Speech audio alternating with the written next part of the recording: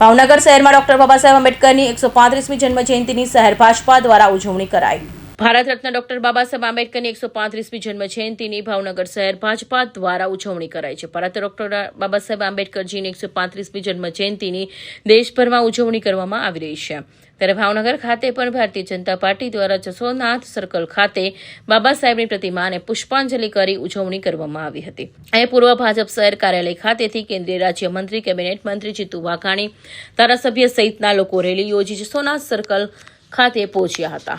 આજે ડૉક્ટર બાબા સાહેબ આંબેડકર જીની જન્મ જયંતિના અવસર પર તેમના પ્રેરણાદાયી જીવનને સતસત વંદન કરું છું।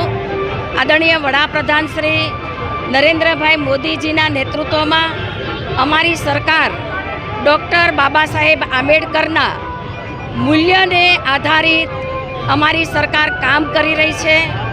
ડૉક્ટર બાબા સાહેબે દેશમાં સમગ્ર જીવન સમાનતા અને ભાઈચારાના મૂલ્યો માટે સમર્પિત કરી છે। હું સમગ્ર દેશવાસીઓને ખૂબ ખૂબ શુભકામનાઓ પાઠવું છું। ડૉક્ટર બાબા સાહેબના જીવનમાં જે પ્રેરણા આપણને મળી છે એ સંકલ્પોને સાકાર કરીએ।